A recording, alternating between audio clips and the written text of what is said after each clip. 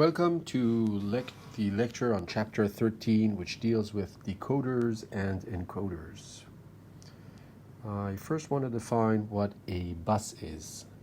So consider a situation where I have an adder that feeds another module called a register. The inputs of the adder are two add-ins, 4 bits each, and the adder outputs 5 bits. I denote the output by S, the inputs by X and Y. Now I have these multiple bits or wires that feed the adder, multiple bits that are output by the adder and fed into the register. And I have to find a way of giving names to all the bits over here. And it's cumbersome, so I will use buses. Let me define what a bus is. A bus is a set of nets that are connected to the same modules. So here I have a situation where I have 3 modules, M1, M2, M3, and I have 3 nets, the red net, the gray net, and the green net. And all these 3 nets have terminals in the same modules. So we call each of these nets combined together, these 3 nets, we will call them a bus. And the width of a bus is the number of nets in the bus. So here, if I will have one bus, which denotes these 3 nets, then the width of this bus is 3. Okay, so this is just shorthand for the 3 different nets that I depicted initially. Okay. We have buses in computer systems. A typical common bus which appears in computers is called a PCI bus. Here we see it depicted in this diagram. The PCI bus enables one to connect between the CPU, the disk, graphic card, which you see on your display, audio card, which is connected perhaps to the speaker and the microphone, network interface, which perhaps connects you to the internet and whatnot. So you have here a network which enables you to communicate between different parts of your system, and this network is many bits wide, maybe 80 or even more than that. That's a bus. We will use the following indexing notation for buses. So suppose I have one model, another model, and here I want to call the signal A, and here I want to call the signal B. So I have here a bus of 4 bits A, I have here a bus of 4 bits B, and I will write B gets the value of A, and that means that each of the bits of A is connected to the corresponding bit in B. Okay, so this is shorthand for 4 bits, where B0 is connected to A0, B1 is connected to A1, and so on. Okay, now sometimes I will be sloppy, and I will write B from 3 to 0 equals A from 0 to 3, and then you don't know which bit is connected to which. So unless we explicitly state that the buses are reversed, then you don't change the indices. So BI is connected to AI, even if you write it like this. Okay, so sometimes we will be doing reversing, but then we will state it explicitly. Okay, otherwise, this second example is the same as the first example. Finally, sometimes we will be even lazier, and we will write something like this, and we'll write A from 0 to 3 gets the value of B. So here the connection is from here to here, yes? A from 0 to 3 gets the value of B from 4 to 7. And here what we do mean is that shifting is done by default. Namely, the least significant bit of A is connected to the least significant bit of B, and so on. So A0 equals B4, A1 equals B5, and so on. And this we will sometimes refer to as hardwired shifting, because this shifting does not require any gate or any computation. Just take the 4th bit from here connected to the 0 bit in here, and so on and so forth. Okay, so these are our indexing conventions. They are a little bit confusing, but you'll get used to them. Okay, now I want to talk about the situation where I have, say, n gates. The ith gate is connected to AI, BI, and output ZI. Okay, so I have n gates, and I have here A0, A1 up to AN minus 1, B0, B1 up to BN minus 1, and it's kind of cumbersome to denote this thing. So instead I will use this notation. Let's understand what it says. It says I have here n copies of G. This is why n is in parentheses, n copies of G, and I feed these n copies of G's by n bits, 2 n bits in fact, n bits from A and n bits from B. The ith copy over here is fed by AI and by BI, and it outputs ZI. So this thing is just an abbreviation of what is written here on the left. Okay. Notice these small lines which cross the bus and with the indication of the width of the bus. And notice that the n here does not appear as a subscript, but it appears in parentheses to denote n parallel copies of G. Okay, so this is an abbreviated notation for this. We have a similar situation over here, but here the n copies of G, one of their inputs is fed by the same bit B. So I do not have a different B which feeds all these inputs, and this I denote here. There's one bit which feeds all the inputs. Okay? So this situation is very similar to the one we had before, except that this bit is common to all the copies. Again, what is written over here is abbreviated by what is written here on the right. Okay, let's recall what binary representation is. We have a binary string of n bits, and we say that it represents a number in binary representation, which is defined by this power series. You have exponents of 2 multiplied by the corresponding bit of A. Now, we also have the inverse function that goes from 0 to 2 to the n minus 1, 2 binary strings of length n, and this function is called bin n. And it is in fact the inverse function of the function in which it attaches to every binary string a number. Okay, so for every binary string of length n, if you take the number that it represents in binary representation and apply to it to the function bin n, you will get the string you started off with. Okay, just to give you an example, if n equals 3, then when I'm looking at the number 2, what is the binary representation of 2 using 3 bits? It is 0, 1, 0. Good. Recall that division. I want to take A, I divide it by B, I get a quotient, I get a remainder. The remainder is between 0 and strictly less than B. Okay, it's greater than or equal to 0, strictly less than B. This is called the remainder, this is called the quotient. And we saw that the quotient and the remainder are uniquely defined. Given A and B, there is a unique pair, Q and R, which is obtained when you divide A by B. So in fact, you can think of Q and R as a representation of A when you fix B. Okay, now consider the following situation. I have a binary string X of n bits, and I look at the number S that it represents in binary representation. And I consider K, which is some index between 0 and n minus 1. Now what I do is I divide S by 2 to the K. I get a quotient Q and a remainder R. Of course, our remainder will be strictly less than 2 to the K and greater than or equal to 0.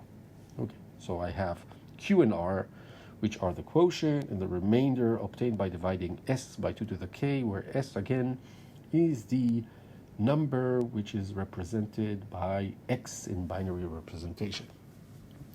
Now what I do is I take X and I partition it into 2 parts. The left, this should be right, I'm sorry.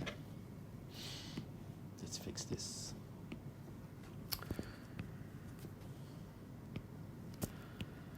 Mix up over here.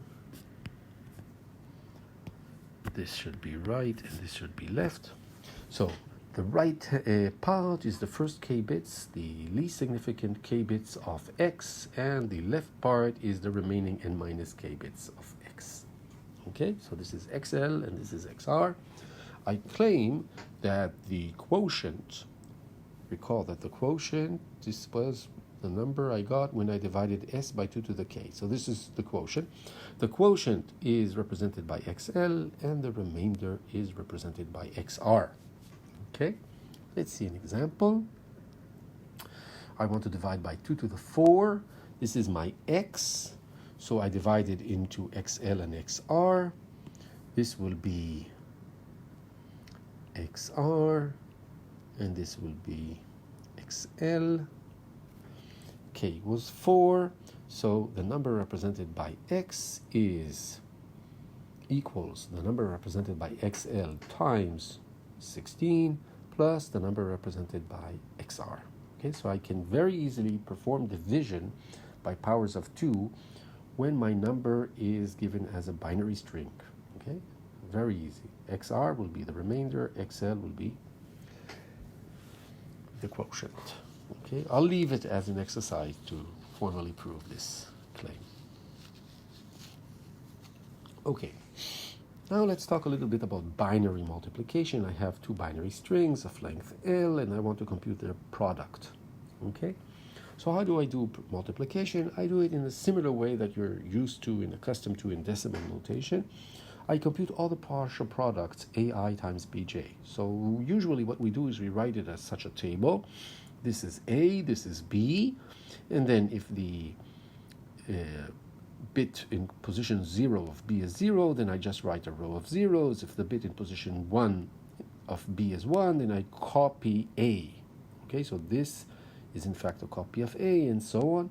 This is computing all the partial products. So you see that for every AI and for every BJ, in the jth row, I will have the corresponding bit of AI times BJ. So if BJ was 0, I just get a row of zeros, and therefore this partial product is 0.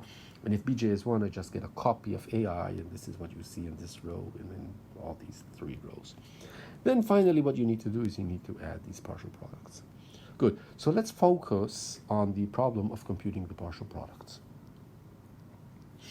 Okay, so what is the problem of computing the partial products? You have A, you have B, both of which are n bits long, and you want to compute C, which is n squared bits long, because you want to do all the possible AI times BJ. This should be a J.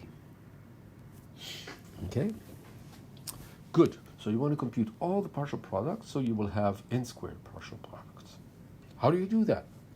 Well, one way to organize this so that you get an idea of what's happening is using an array. Here I have the bits of A as rows, I have the bits of B as columns, and I draw these lines for the bits of A, and I draw these lines for the bits of B. These are in fact buses. Okay. Now, sorry, these are nets, not buses. Nets, because their width is 1 bit. Okay. Now what I do is I take all the possible, in every intersection of AI with BJ, I position an AND gate. This is an AND gate. Let me emphasize this. This is an AND. And so is this, and so on. These are all AND gates. And these AND gates compute the partial products. This one is in charge of its intersection. So it takes A0, it takes B0 from here. Wish there's a mistake in the drawing. This is terrible, I'm so sorry. This should not go like this.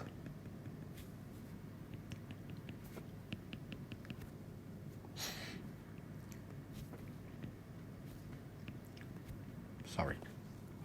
So I have A0 from here, A1 from here, A0 from here, A1 from here, B0 from here, B0 from here, B1 from here, and B1 from here, and I do the ANDs, and I get A0, B0, A1, B0, A0, B1, A1, A1. I get all the partial products.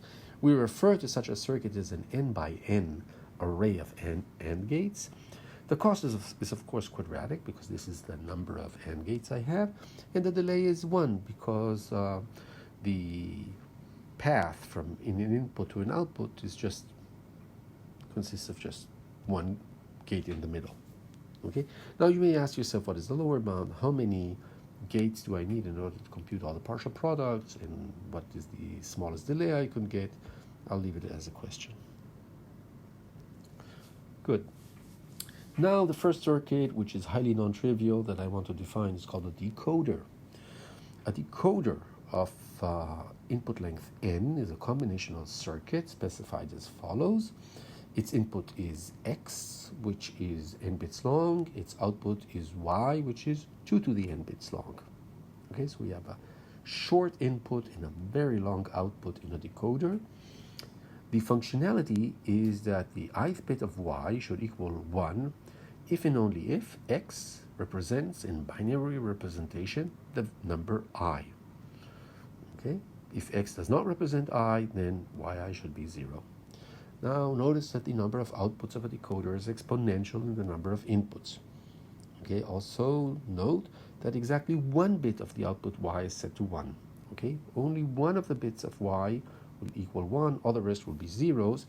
And such a representation of a number, because you can think of y as representing the number that x represents in binary representation, such a representation of a number is often called one hot encoding or 1 out of k encoding and so on. Okay. We will denote a decoder with input length n by decoder n. Okay, let's see an example. So suppose n equals 3. So if n equals 3, the number of inputs is 3 and the number of outputs is 2 to the power of 3, namely 8. Okay, so if we have 3 inputs, let's think of x as 1, 0, 1. What should be the output? Well, x represents in binary representation the number 5. Okay, so we want the 5th bit of y to equal 1, and we want all the other bits of y to equal 0. So here is the output. The bits are indexed 0, 1, 2, 3, up to 7. The input represents the number 5, so only the 5th bit of y should equal 1, all the rest should equal 0. Okay, so I hope this explains what a decoder does. Why do we want decoders? Well, suppose we want to have some way of, we have a controller, this is a small unit, and it's supposed to decode instructions, and it gets 4 bits, and it controls 16 different modules, and it wants to know which of these models needs to be activated. So here we have 4 bits of input. We have, for example, light bulbs, 16 light bulbs, and we want exactly one of the light bulbs to turn on, all the rest to stay off, depending on x. So if x represents the number 1, we want bulb 1 to turn on. If x represents the number 7, we want bulb 7 to turn on, and so on and so forth. Exactly one bulb. Now, what will happen is that the decoder looks at the input x and outputs exactly 1 in one of its outputs. Exactly one of its output will equal 1, all the rest of the outputs will equal 0. Okay? And the corresponding light bulb will turn on, or the corresponding module will be activated, and or the corresponding instruction is executed, and so on. Okay, so this is the application of decoders. Now, how can we design a decoder? The simplest way to design a decoder is to employ brute force. Namely, we will build a separate circuit for every output. Recall there is an exponential number of outputs, so we will have 2 to the n different sub-circuits. Okay, each one of them is in charge of 1 bit of the output.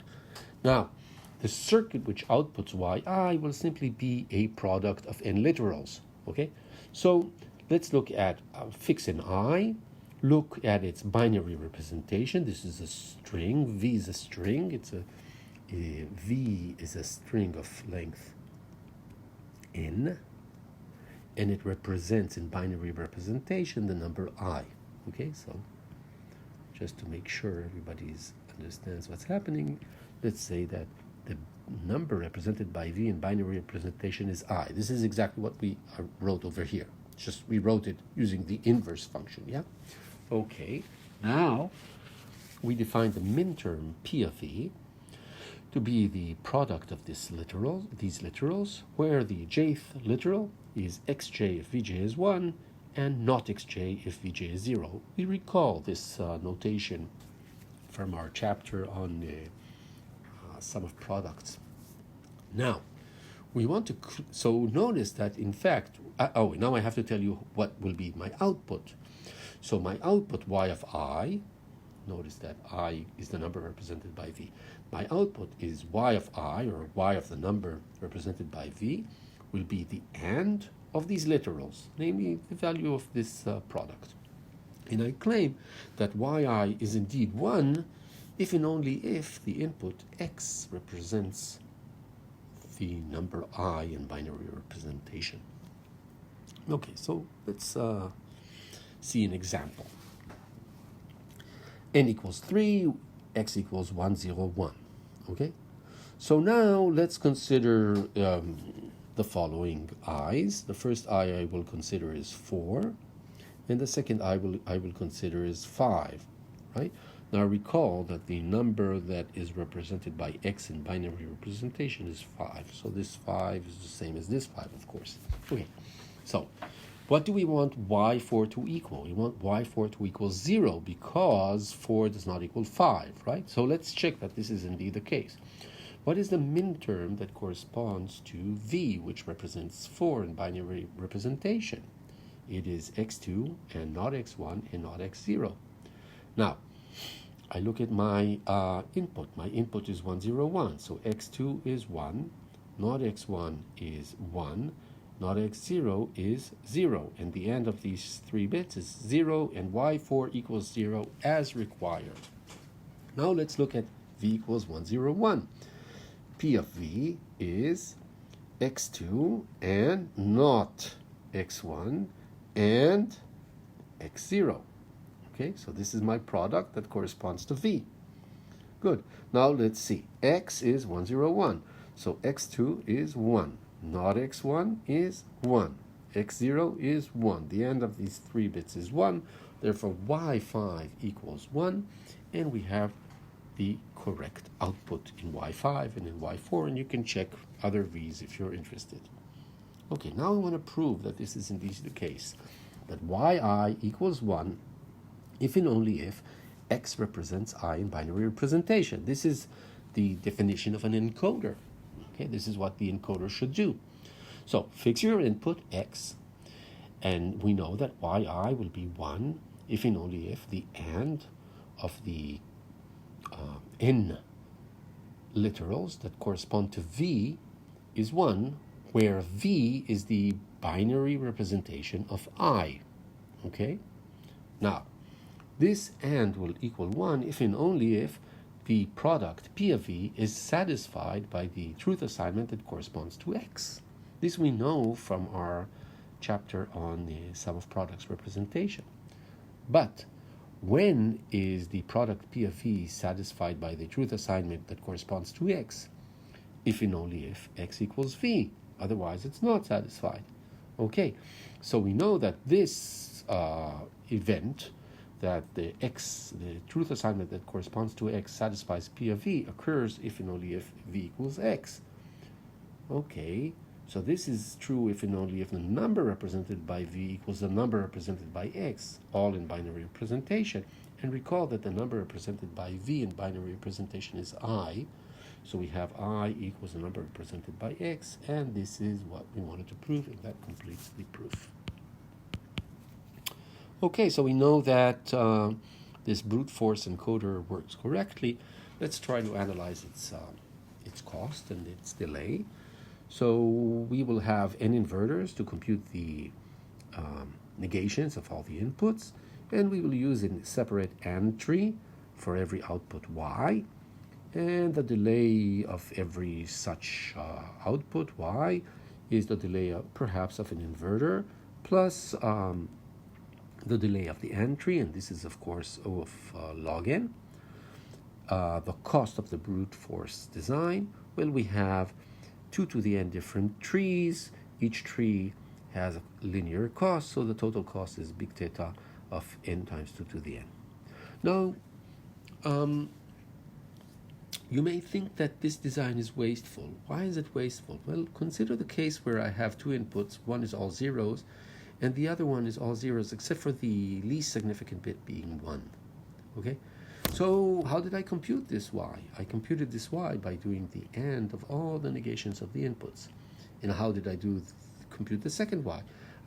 Basically, I'm doing the AND of the same n minus 1. Sorry, this is n minus 2. And this is n minus 1. The same n minus 1 bits, and the only difference is in the most significant bit, or least significant bit. Depends on how you want to order things, so let's order them 0, 1, up to n minus 1. Good. So the only difference here is in the rightmost bit. doesn't matter if it's the most significant bit or not. The point is that in these two entries, most of the inputs are the same, and I'm repeating the same calculation twice and wasting hardware. So the hope is that I might be able to get rid of this n term in the cost. Okay? Good.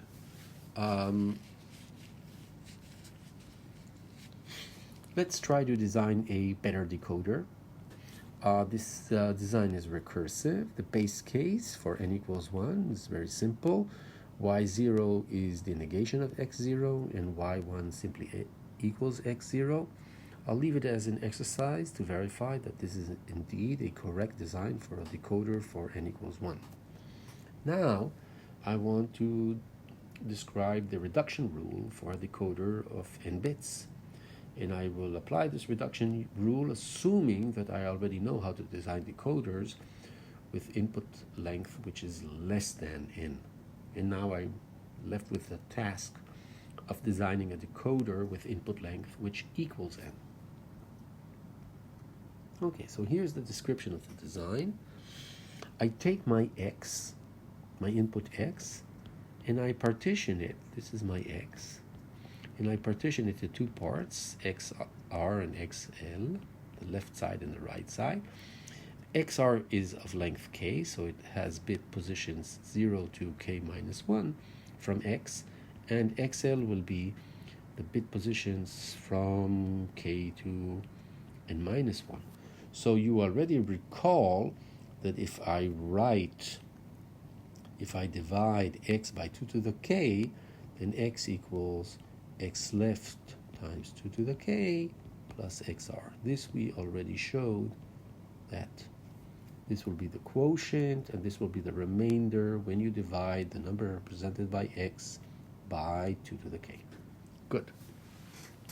Now, we feed xr to the decoder of k bits, and we feed xl to the decoder of n minus k bits. So this decoder will output 2 to the k bits, and this decoder will output, the decoder over n minus k will output 2 to the power of n minus k bits. Okay, I'll denote the output of the decoder which is fed by xr by capital R, and I will denote the output of the decoder which is fed by xl by capital Q. Now, I will feed Q and R to an array of AND gates. This array has 2 to the power of n minus k rows, which are fed by Q, and 2 to the k columns, which are fed by R. Okay. In this array, I have lots of AND gates. In row Q and column R, I have an AND gate which is fed by capital K lowercase q and capital R lowercase r. It computes the AND of these two bits, and it outputs y with the index q times 2 to the k plus r. Okay, so this is my recursive design for the decoder, and I claim that yi equals 1 if and only if x represents the number I in binary representation. Okay, let's prove it. So I divide x by 2 to the k. So this will be the quotient and this will be the remainder. And I know that qj equals 1 if and only if x represents the number j. This is the induction hypothesis applied to the decoder with n minus k inputs. Okay, I know that capital R in index L equals 1 if and only if the number represented by xr equals L. This is the induction hypothesis applied to the decoder of length k. I want to remark that we often refer to this decoder as the column decoder and to this decoder as the row decoder. So if I use these terms, you know what I mean by each one. So this is the row decoder. and this is the column decoder. The reason it's called row and column is because this one feeds the columns of the array and this one feeds the rows of the array. Good. So this line is the induction hypothesis applied to the row decoder, and this one is the induction hypothesis applied to the column decoder. Very good. Now look at the I over here. I look at the I which is in the statement of the claim, and I divide I by 2 to the k, I get a quotient and I get a remainder. So I know that the ith output, yi, equals 1. Well, I can write I as q times 2 to the k plus r, and I know that this y equals 1 if and only if both q in position q, lowercase q, and r in position lowercase r equal 1, because this yi is the output of the AND, which is fed by capital Q, lowercase q, capital R, lowercase r. Okay? So this equals 1 if and only if both these two bits equal 1. Now this bit equals 1 by the induction hypothesis if and only if XL represents the number Q, and this bit equals 1 if and only if XR represents the number R. Okay? But we know that X represents the number Q, XL represents the number Q, and XR represents the number R if and only if Q times 2 to the power of K plus R equals the number represented by XL times 2 to the K plus the number represented by XR, right? Because this equality holds because division is uniquely defined. So the quotient and the remainder for a fixed divisor 2 to the k are uniquely defined by the number you're dividing. So if I'm dividing x, I will get this quotient and this remainder if and only if this is indeed the case, that q equals this fellow and r equals this fellow and that equals x. And I got that yi equals 1 if and only if x represents the number I. And that completes the proof.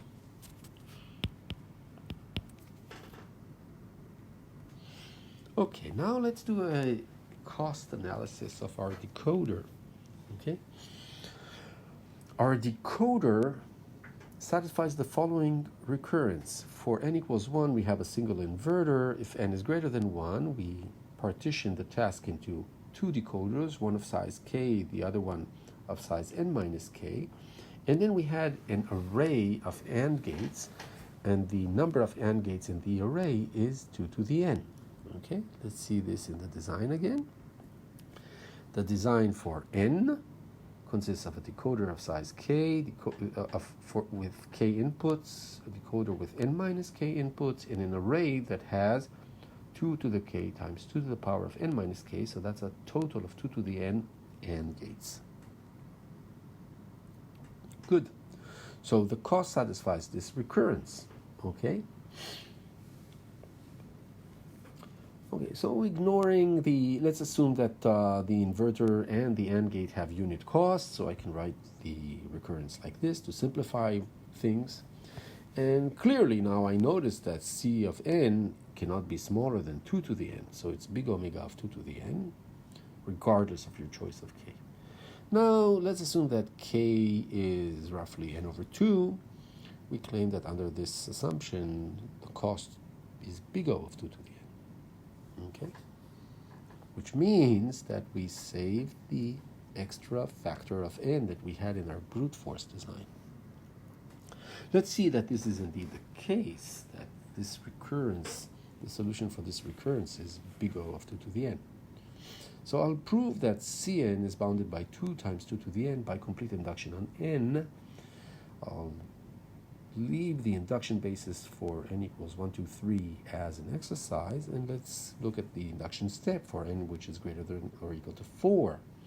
So C of n equals C of n divided by 2 upper, this is the ceiling, and C of n divided by 2 floor plus 2 to the n. By the induction hypothesis, this number is bounded by 2 times 2 to the n divided by 2, and I have the same thing for the second term, and I have my extra term of 2 to the n, which I copy from here. Very good. And now I can rearrange things, and I notice that this fellow is bounded by a quarter because n is greater than or equal to 4. This fellow is also bounded by a quarter, so I have 1/4, 1/4, 1/2. It's bounded by 1, and therefore I finished my proof. Now you may ask, why was I so careful with the ceiling and the floor? And I'll leave it as a question. Does it suffice to prove this claim for powers of 2? Okay, please verify that you understand why I insisted on carrying the floor and the ceiling with me. Good. The delay analysis of the decoder satisfies the following recurrence. For n equals 1, it's simply the delay of an inverter. And for n greater than 1, well, I have 2 decoders, the row decoder and the column decoder. So I take the longer delay among the 2. This is why I have the maximum over here. And to that, I add the delay of an AND gate in the array of AND gates. So the delay is just one AND gate. I set k to be equal to n divided by 2, and I get the recurrence d of n equals d of n divided by 2 plus 1. This is a recurrence that we are already familiar with, and we know that it solves to big theta of log n. Okay. Is our decoder the best you could do? We claim that at least asymptotically it's the best. Namely, its delay, the delay of every decoder cannot be smaller than log n, and the cost of every decoder cannot be smaller than 2 to the n. Okay, so this is what we want to prove, and our design obtained these lower bounds, so it's optimal, asymptotically optimal, both in terms of its delay and in terms of its cost. So how do we prove the lower bound on the delay and on the cost? The lower bound on the delay, we will use the log delay lower bound. What about the lower bound on the cost? Well, we will not be able to use the linear lower bound on the cost because the number of inputs is n. So we will never get a lower bound on the cost which is greater than n. So instead of that, we will use 2 observations: that each output bit requires at least one non-trivial gate, cannot be directly connected to an input, and no 2 output bits are the same, and therefore you need a separate non-trivial gate for every output. The number of outputs is 2 to the n, and therefore the cost has to be greater than or equal to 2 to the n. So let's see the details of the proof. The details of the proof for the delay, let's focus on a single output, on y0. y0 is 1 if and only if x is the all zeros string. How do you know whether x is the all zero strings? You have to check whether the OR of n bits is indeed 0. Okay, so y0 is the negation of the OR of n bits, and we know that the core of the OR of n bits is n. Therefore, the delay has to be at least logarithmic, and that delay is this lower bound holds just for the single output y0, so it's definitely the case that when you want to output all the y's, you cannot do faster. What about the cost? Well, we want to prove that the cost is at least 2 to the n. So how do we prove that? Well, we want to prove that if you look at the 2 to the n different outputs, then each one of the outputs of the decoder are in fact outputs of different gates that are not inputs. So you have to pay at least 1 per output, and therefore in total you have to pay at least 2 to the n.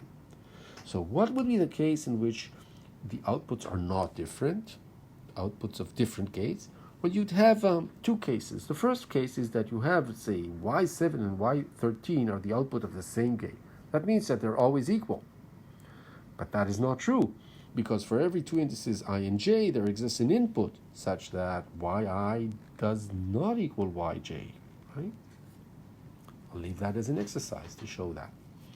Now, a second thing that you might have is you might have an input which is directly feeds an output, say y12 always equals x3, okay?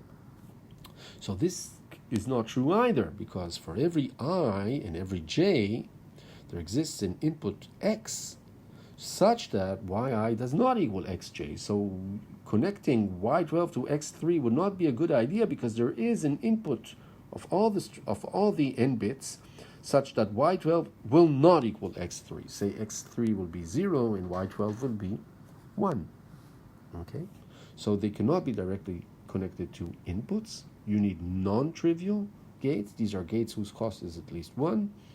You need one such gate per output. So in totality, you need at least 2 to the n gates to implement a decoder. Okay, so I'm leaving these two parts as an exercise. These are very easy exercises. Okay, now let's deal with encoders. Okay, an encoder implements the inverse Boolean function that is implemented by a decoder. Now, the Boolean function implemented by the decoder clearly is not surjective, because you have n bits of input and 2 to the n bits of output. So you have much more possibilities in the output than you have in the input. So clearly, the Boolean function is not onto.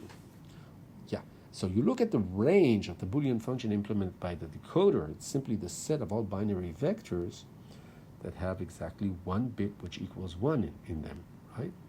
So you're looking for a circuit called an encoder, which implements a partial Boolean function. That is a function that's not defined for every binary string, only for binary strings that have a unique bit which equals 1. Okay, so we'll use the following notation. Hamming distance. The Hamming distance between two binary strings of length n is defined to be the cardinality of the set of all indices I such that ui does not equal vi. So you look at all the places where the two strings are different. So for example, the Hamming distance between 0, 0, 0 and 1, 1, 0 is 2, because they disagree on these two bits. Okay? Good. The Hamming weight of a binary string is the distance of the string from the all-zero string. Okay? So in other words, the Hamming weight of the string A is the cardinality of the set of all i's such that ai does not equal 0. We write here ai does not equal 0 rather than ai equals 1, because you also want to define Hamming weights for non-binary strings. Okay? Recall concatenation of strings is denoted by A circle B, and the binary string obtained by I concatenations of the string A with itself is denoted by A to the power of I.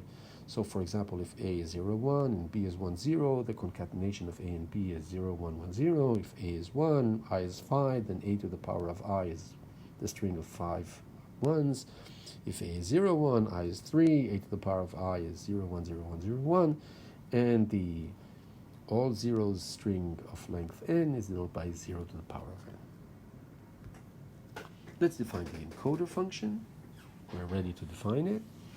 The encoder function is a function whose domain is the set of all binary strings of length 2 to the n whose Hamming weight equals 1. This is the domain. The range is a set of all binary strings of length n. What is the definition of this function? Given a string y whose Hamming weight equals 1, the value of the function is the binary string which encodes the position of the 1. Okay, so if I look at the input and I read it from the LSB, from the least significant bit to the most significant bit. So I have k zeros followed by a 1 followed by all zeros. The value of the encoder function for this input is the binary representation of the number k. This is a binary representation that uses n bits. Let's see an example. So I have an encoder with parameter 2. It has 4 bits of input, 2 bits of output, and we're interested in the case in which the input has Hamming weight 1. So it contains a unique bit which equals 1. That unique bit which equals 1 could be in position 0, in position 1, in position 2, or in position 3. These are the 3 options. If the 1 is in position 0, the output should represent 0 in binary representation. If the 1 appears in the input in position 1, then the output should represent the number 1, and so on. This should represents the number 2, and this represents the number 3. This is the definition of an encoder. Okay. An encoder with input length 2 to the n and output length n is a combinational circuit that implements the Boolean function encoder n. So we have the function and we have the circuit, and the circuit is supposed to implement the Boolean function. Okay? So the specification of the encoder n is as follows. The input now is y. Notice that in order to avoid confusion, we are using the y, which was the output of the decoder, as the input of the encoder.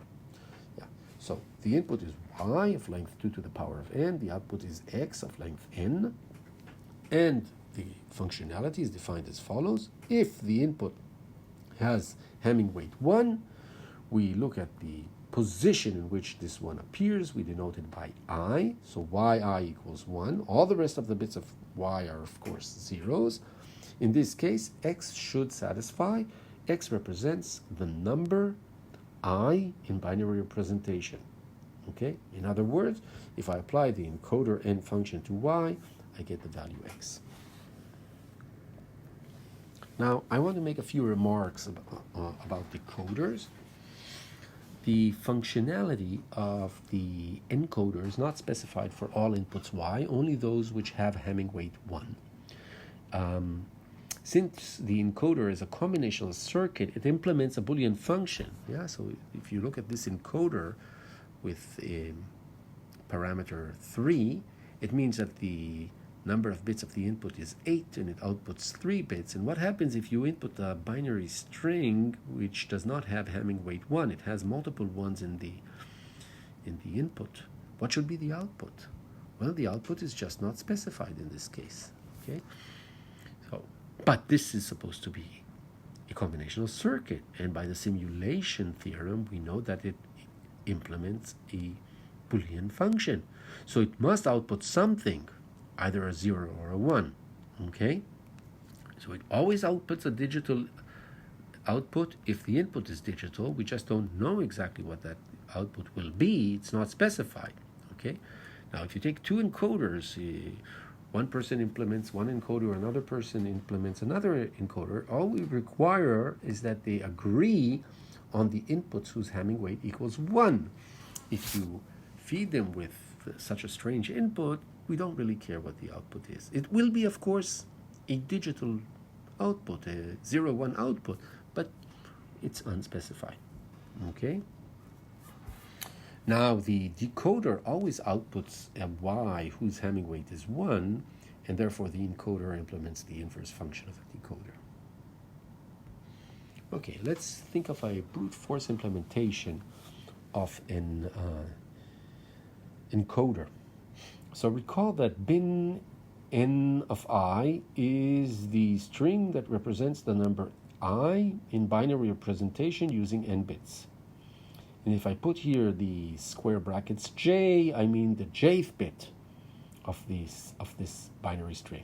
So for example, bin 3 of 5 is 101, and bin 3 of 5 in position 1 is this bit, is this 0.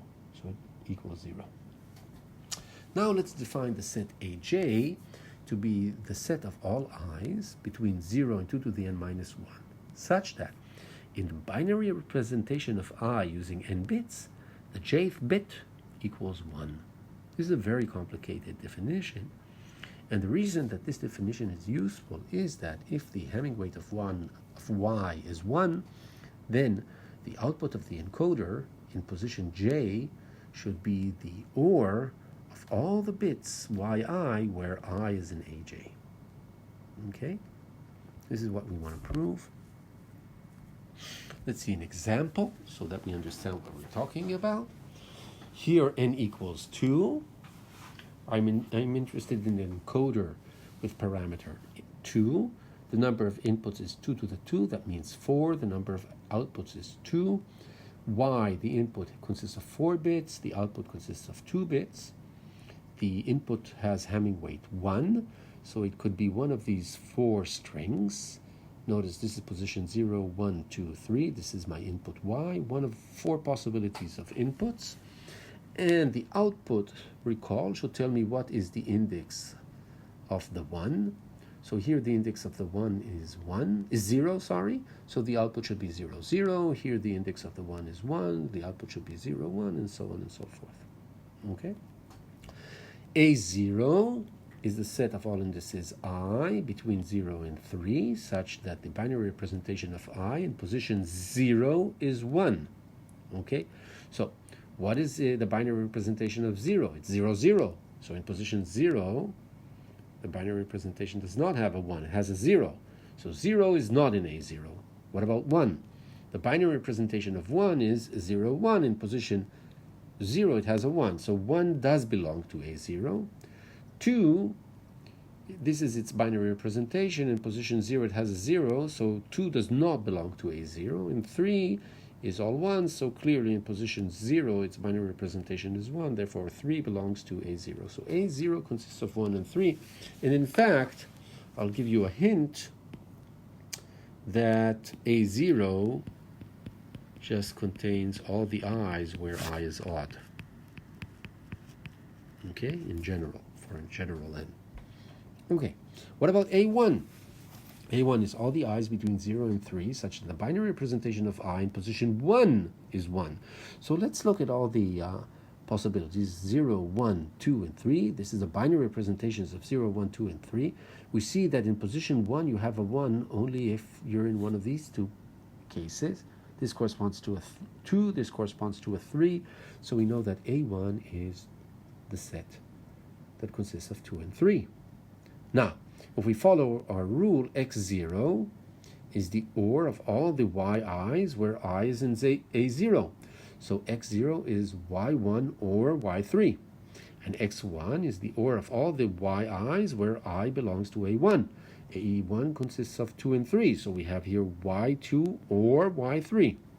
And indeed, you see that, for example, in this row, I look at x0, which is the OR of y1 and y3. The OR of 0 and 0 is 0, and therefore x0 is 0. Okay? I look at x1. x1 is the OR of y2 and y3. I take the OR of these two bits, and it will be indeed 0.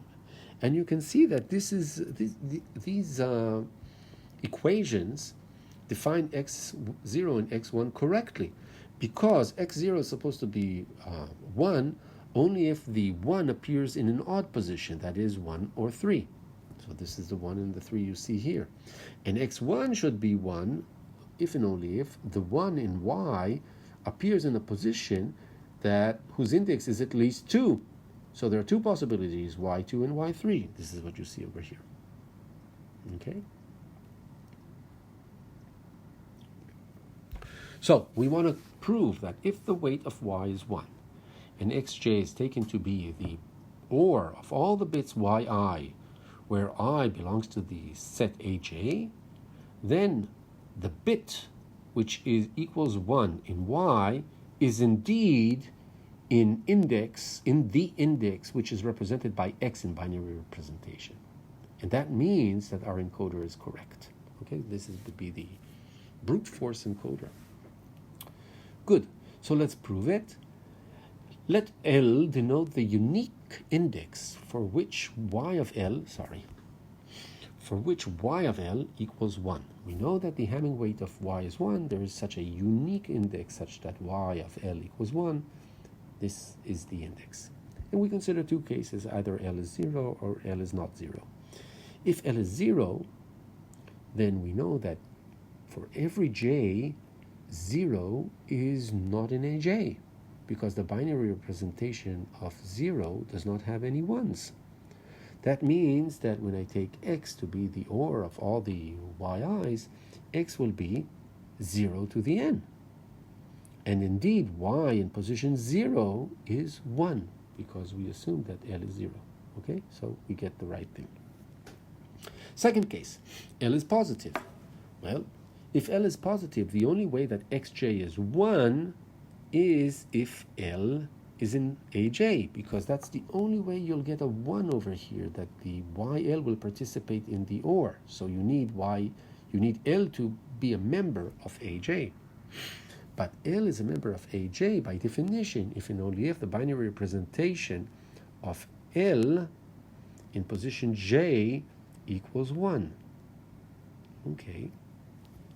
Now, we consider two cases. Either the binary representation of L in position j is 1, or in position j, the binary representation of L is 0. But if it is 1, then we know that L participates in AJ, so YL participates in this OR, and therefore XJ is 1. If it is 0, then we know that L is not a member of AJ, and if L is not a member of AJ, then none of these YI's is 1, and therefore AJ equals 0, which implies that X represents the number L as required, and that completes the proof. Let's analyze the brute force design of the encoder. For each xj, we use a separate OR tree for computing this OR. And the bits that take part in this OR, of course, are all the yi such that I is in AJ. Now, each such OR has at most 2 to the n inputs, and in fact it has 2 to the n divided by 2. So I claim,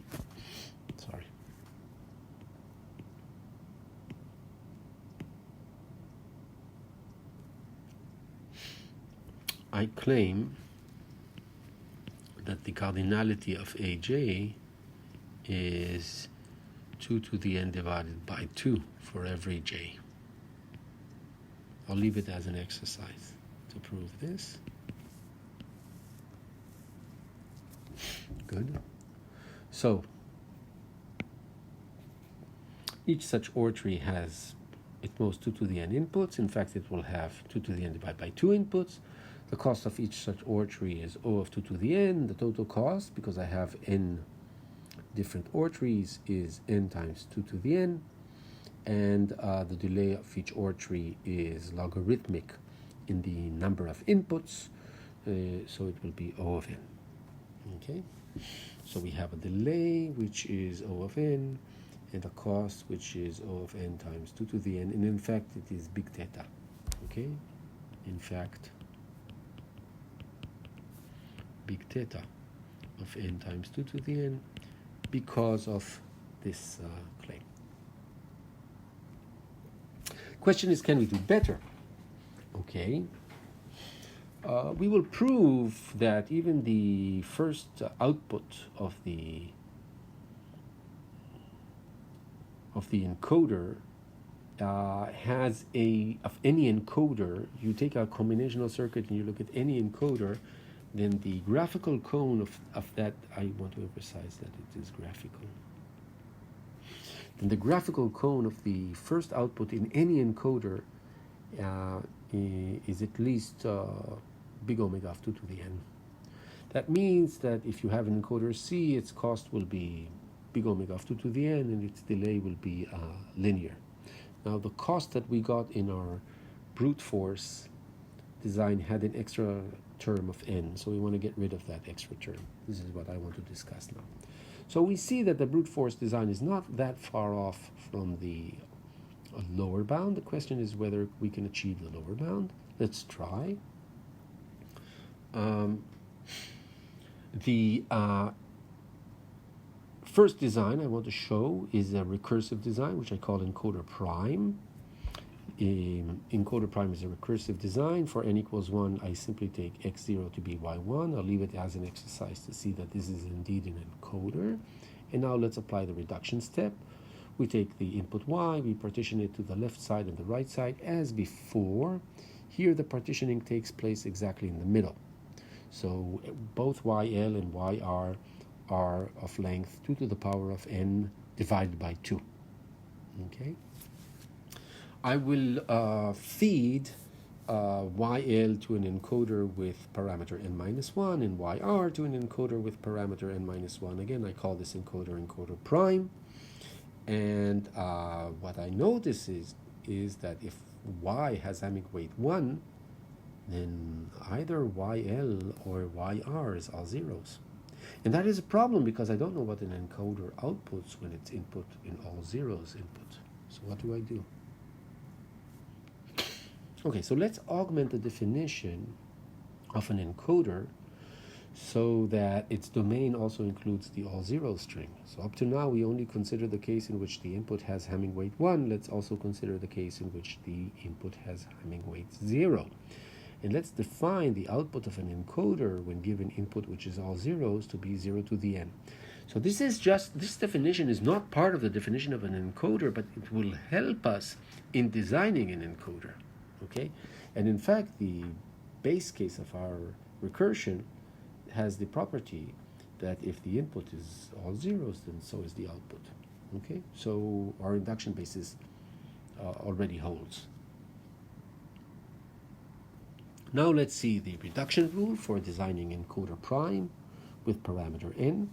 So we took the input y and we partitioned it to yl and yr, both of which are of length half the length of y.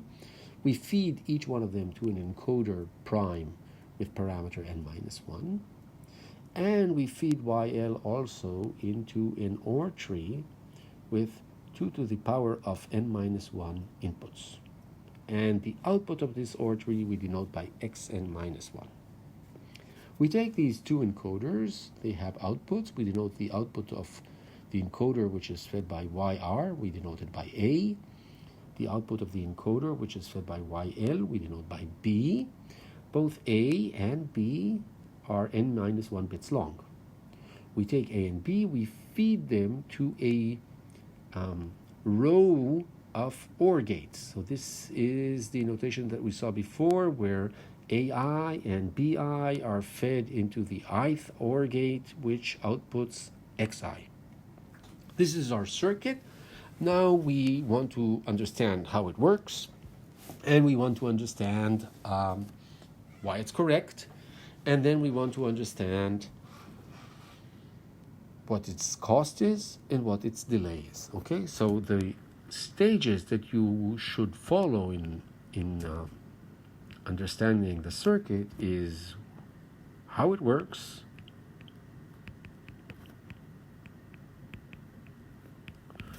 correctness proof,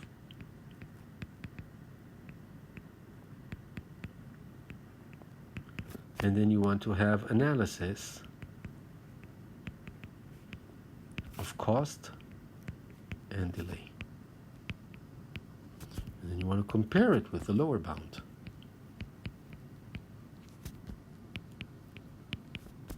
Cost and delay with a lower bound. Okay, so these are the steps that we want to follow in the task, in the non-trivial task of designing an encoder. Okay, so let's try to understand first what this encoder does. I want to repeat, it takes y, it partitions it into the left side and the right side. It feeds each half into an encoder. It takes the outputs of these encoders and performs the bitwise OR of these bits. This gives us n minus 1 bits. The most significant bit is simply tells us whether the 1 appears in YL. Okay, so we're looking for where the 1 appears. It either appears here or here. If it appears in YL, then the most significant bit is going to be 1. Otherwise, the most significant bit is 0. And you just take, if this is all zeros, then the output is all zeros. And you do a bitwise OR, so the output is in fact what's happening over here. Okay, so this gives you an idea of what's happening. Let's try to prove that the circuit is indeed correct. Okay, so we're in the second step. Okay, so we need to consider two cases. The first three cases, in fact. The first case that y is all zeros. The second case is that the weight of yr is 1 and the weight of yl is 0. And the third case is the case that the weight of yl is 1 and the weight of yr is 0. Okay? I will leave the first two cases as exercises. They are easy. So these are exercises. And I will prove this case, the third case. Okay. So suppose I am feeding here all zeros. And here I feed an input of the form 0 to the power of k, concatenated with a 1, and the rest is all zeros, so it's 2 to the n minus 1 minus k minus 1. K plus 1, sorry. Okay? So this is YR, and this is YL. Okay. So if I feed here all zeros by the induction hypothesis, I know that the output here is all zeros. Right? This is the induction hypothesis. Good. If I feed here this string, then I know I have a 1 here. This 1 goes through the OR tree, so I know that xn minus 1 is 1. Good. What do I know about the output of the left encoder prime? B. What is the value of B? Well, I know that B, by the induction hypothesis, I know that B equals K. Okay, this is by the induction hypothesis. Okay, so I have here B, which equals K, and I have here 0. Now I know that the OR here, recall that if I have XOR of a bit BI with a 0, it's not XOR, it's OR, sorry. OR of BI with 0, I get BI. So I know that the output here will equal B. So the output, in this special case, the output is 1 concatenated with B, right? So I know that the 1 appears in position n minus 1. So this is 2 to the power of n minus 1 plus the number represented by B. And the number represented by B is 2 to the power of n minus 1, and the number represented by B again is K, right? This is this K. Very nice. And I claim that this is, in fact, the index of this bit 1, of the one we're looking at, okay? Well, let's see why this is the case. Okay, we claim that the position of the 1 is K plus 2 to the power of n minus 1. Indeed, in this case, what happened was we had YR, and here we have YL, and in position K compared to the boundary, this is the K, in position K compared to the boundary between YR and YL, we have the 1, this special 1 appears here. So what is the distance of this 1 from the beginning, so to speak? Well, we know that YR is of length 2 to the power of n minus 1, right? So we know that this location is exactly K plus 2 to the power of n minus 1. And this is what we have over here. And that completes the proof of the third case. I leave the second case and the first case as exercises. Let's analyze the cost. Okay, what is the cost of our encoder? Okay, so our encoder consists of 2 smaller encoders plus a huge OR tree and a small row of OR trees. So my recurrence, if n equals 1, there is no gate, it's 0. If n is greater than 1, I have 2 encoders with parameter n minus 1, plus my OR tree of size 2 to the power of n minus 1. This is fed by all of YL, and then I have n minus 1 OR gates. Okay, so let's define C of n to be this cost, normalized by the cost of an OR gate, and we get this recurrence. C of n equals 2 times C of n minus 1 plus some strange function. And we claim that the solution to this recurrence is big theta of n times 2 to the n.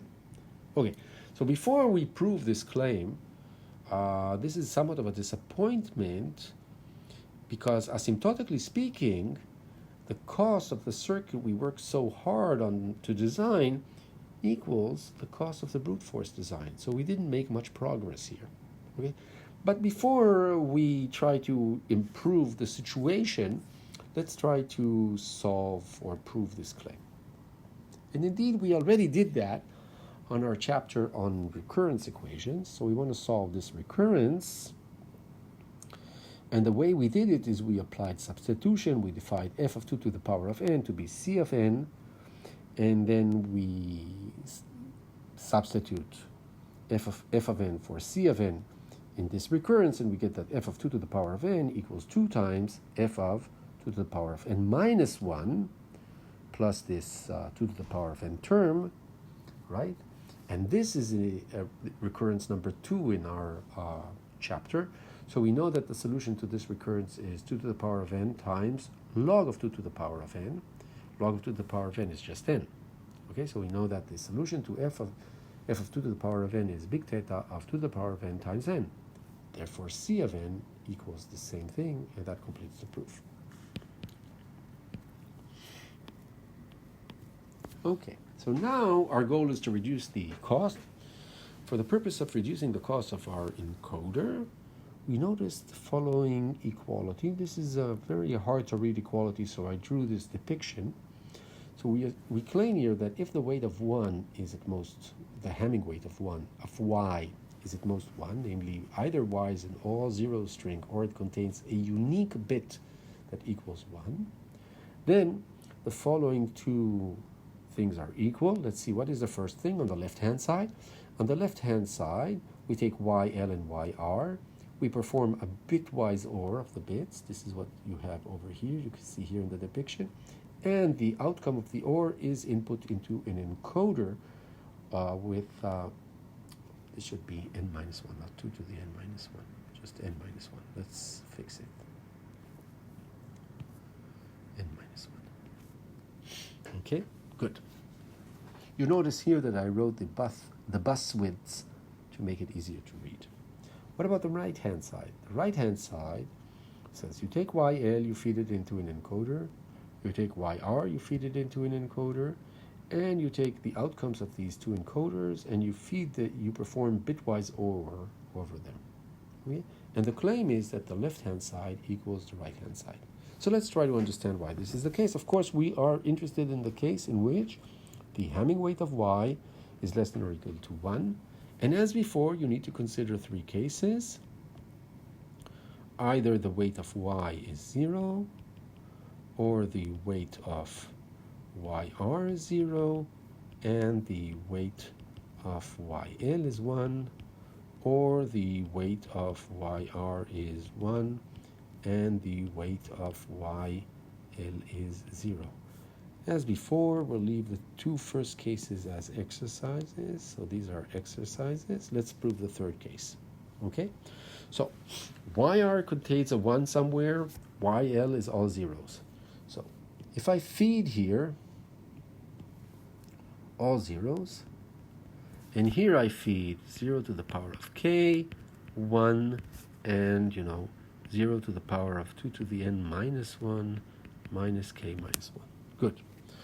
Now, what does the first encoder output? The first encoder outputs all zeros. So this will be all zeros. What does the right-hand encoder output? It outputs A such that A represents K. Now you do a bitwise OR between the all zeros and A. What do you get? You get A. So this explains what happens in the right-hand side. Let's look at the left-hand side. In the left-hand side, I input an all zeros string for YL, and for YR, I input the string which has k least significant zeros, then a 1, and then the 0, which is 2 to the n minus 1 minus k minus 1. Very good. The bitwise OR of an all zeros with this will equal YR. Right? Because YL is all zeros. Now I feed YR to this encoder. What do I get? When I feed YR into an encoder, I get A. So in both cases, the output In both cases, the output equals A. Therefore, it equals the left-hand side equals the right-hand side, and that completes the proof of the third case. Good. So what our claim tells us is that what I have marked here in yellow always gives the same output as what I gave here in yellow. And I keep the OR tree as before without changing. So this is my encoder prime circuit, and I'll call this encoder star circuit. Okay, so this is the recursion step in the encoder star design, and this is the recursion step in the encoder prime design. What can I say about this design, about this reduction rule? Is it correct? Does it give me a correct encoder? So assuming that this encoder is correct, does it imply that the whole encoder is correct? Okay, so we say that two combinational circuits are functionally equivalent if they implement the same Boolean function. We saw in the claim that if the weight of y is less than or equal to 1, then the left-hand side equals the right-hand side. Now we already proved that encoder prime is correct. The proof was in fact by induction, let's recall, right? Sorry. The proof was in fact by induction. Let's see the induction, right? We had the induction basis, which told us that the design is correct, and then we applied the induction hypothesis, and we proved it for one of the cases, right? So we proved the correctness of encoder prime design. Now, the question is, what can we say about the encoder star design? Well, because of this claim, encoder star and encoder prime always output the same thing, right? Because this part and this part always output the same thing. So we can prove by induction that this design and this design are functionally equivalent because this design and this design are functionally equivalent by the induction hypothesis. Okay, so we get that these designs are functionally equivalent, and therefore, because this is a correct encoder, so is the encoder star. Okay, we could prove that encoder star is correct directly by applying induction. I invite you to do so. Let's analyze the cost of the encoder star. So the encoder star satisfies the following recurrence. Let's look at it back. You have an OR tree of 2 to the n minus 1. You have a bitwise OR of 2 to the n minus 1 OR gates, and then you have an OR tree of 2 to the n minus 1, and you have a recursive encoder with parameter n minus 1. So you have here 2 to the power of n OR gates, and because of in the bitwise OR together with the bitwise OR, this is the sum, and you have one invocation, one recursive invocation with parameter n minus 1. Let's normalize everything by C of OR and denote capital C of 2 to the k to be the cost of the encoder star with parameter k divided by the cost of an OR gate. So we get the following recurrence: C of 2 to the k equals C of 2 to the k minus 1. This is this fellow, plus 2 to the power of k minus 1. This OR should not appear here. This is a mistake. Very good. And now this is a recurrence that we are familiar with.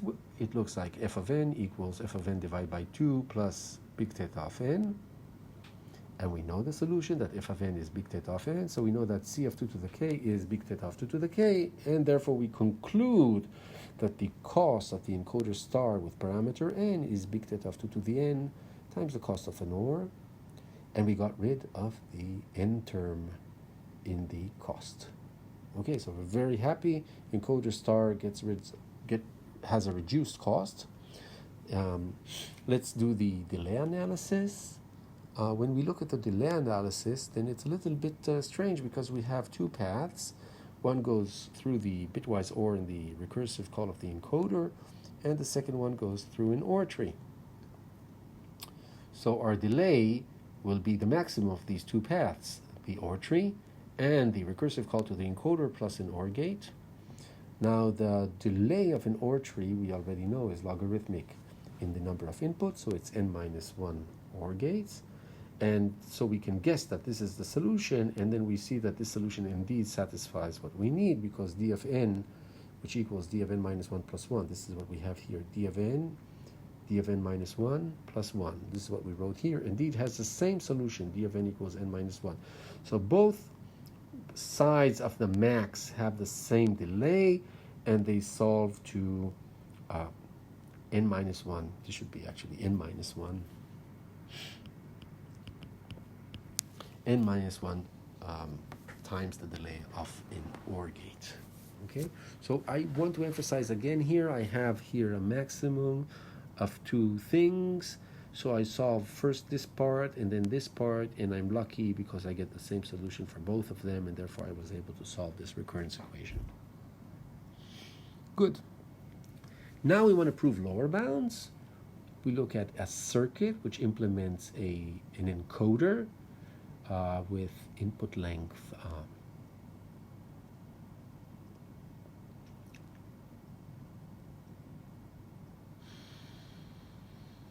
I'm always confused with an encoder, what is the input and what is the output. So let's look again.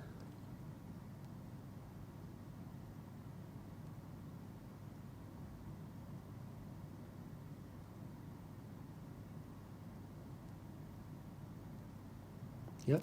So encoder has 2 to the n inputs and n bits of output. So there is a mistake here in the slide. Let's fix it. We're in the lower bound.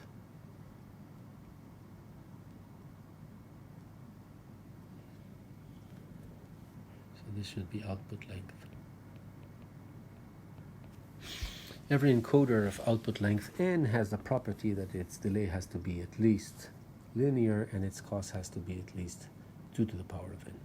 So let's try to understand why this is true.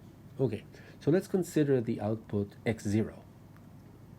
Okay, we know from the brute force design that x0 is the OR of 2 to the n divided by 2 bits. These are all the yi's such that I is in A0. We know that this is the functionality.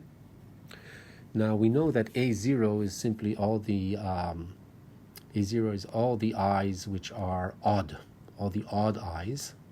Okay, so this is their number.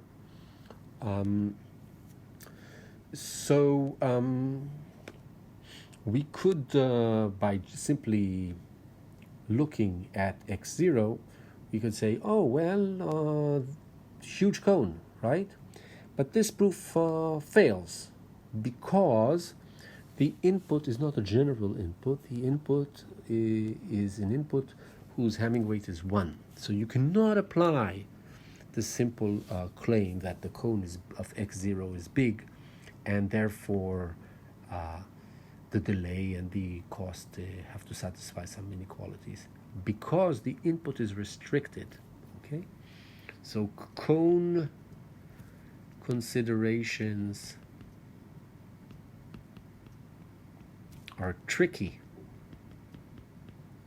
because input is restricted.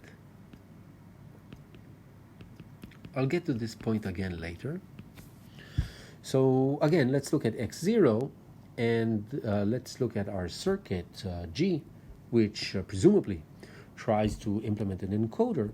And let's assume, for the sake of contradiction, that the graphical cone of G is small. It's less than this number. Okay, so we claim that the graphical cone of x0 in the circuit G has to be pretty big. And if it is indeed that big, then now we're in good shape, because if the graphical cone is big, then the circuit has to have a large delay and a large cost. The cost has to be linear in the graphical cone, and the delay has to be logarithmic in the graphical cone. So that would lead to this result, okay? Just based on the graphical cone, not on the functional cone. So I should emphasize that what I wanted to say here referred to the functional cone. Good. So let's prove that the graphical cone of x0 is big.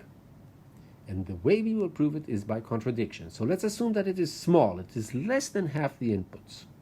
Okay? So half the inputs are even, half the inputs are odd, but the graphical cone is less than half the inputs. So there must be an even index which does not appear in the graphical cone of x0, and there must be an odd index which also doesn't appear in the graphical cone of x0. Because by assumption, we're assuming for the sake of contradiction that the graphical cone of x0 is too small. Okay, so let I denote the even index, which is not in the graphical cone of x0, and let j denote the odd index, which is also not in the graphical cone of x0. Okay, so now we will fix our attention on two inputs. First input I denote by ei. This is a vector of all zeros with a single one, and the one is in position I. And ej, similarly, is a vector of all zeros except for a single one, which is in position j. Now, for input ei, the 1 is in an even location, therefore x0 should be 0. For input ej, the 1 is in an odd position, therefore x0 should be a 1. Okay, so for input ei and ej, the outputs, the values of the output x0 should be different. Okay, now I claim that my circuit will not output different values when in my circuit G will not output different values when input x0 and when input ei and ej. And the reason is that ei and ej do not belong to the graphical cone of x0. Okay, so if I take ei and I flip the ith bit, the output x0 will stay the same. It will stay 0. If I take ej and I flip the jth bit, then also the output will stay the same. It will stay 1. But what can I say about flip I of ei and flip j of ej? Well, flip I of ei is the all zeros string, right? And flip j of ej is also the all zero strings. So these are the same strings. So what do I know? I know that when input ei and flip I of ei, the output x0 will be 0. And when I input ej and flip j of ej, the output x0 will be 1, assuming that my circuit is correct. But this thing and this thing are the same. So it means that x0 outputs, when given the input 0 to the power of 2 to the n, it outputs a 0 and also it outputs a 1. And it cannot be the case. It has to decide what it outputs. And therefore I get a contradiction. Okay, so my circuit cannot be correct. Okay, I want to emphasize that the specification of a decoder and an encoder uses the parameter n. The parameter n in the case of a decoder specifies the length of the input. This is in a decoder. In an encoder, it specifies the length of the output. When I say decoder 8 and decoder 16, these are completely different circuits which have a different number of inputs, different number of outputs. And when I talk about decoder n, when n goes from 1 to infinity, I'm just talking about a family of circuits, one for each input length. Let's summarize. In this chapter, we talked about buses, decoders, encoders, lower bounds, upper bounds, and we saw some interesting design techniques. The first technique I used was divide and conquer. This is a recursive design methodology where the way in which I designed my circuit was I took, for example, in the decoder, I took X, I partitioned it into two parts, XL and XR, and I fed XL into my decoder with, I think, n minus k bits, and I fed this part into a decoder of k bits, and this part had length k, and this part had length n minus k. And finally, the outputs of these decoders were kind of fed into some extra circuitry, which served as a glue to give me the required output. Okay, so this is the divide and conquer methodology. I took the input, I divided it into two parts. This is the divide stage, and then I glued them together. This is the conquer stage. Another trick we did is we extended the specification to make the problem easier. This was in the case of the encoder. The specification dealt with a case in which the Hamming weight of the input was 1, right? And this was the original specification. And the extended specification, we extended it to the case in which the weight of y is 0. Okay? And this extension made the task of designing the circuit easier, because in the recursion we could also handle the case in which y was all zeros. And finally, the third technique which we saw is called evolution, where we started with a naive design. It was correct but costly, and we improved it while preserving the functionality to obtain a cheaper design. So this is the trick that we employed when we took the Encoder Prime design and used it in order to design our Encoder Star design. Thank you very much.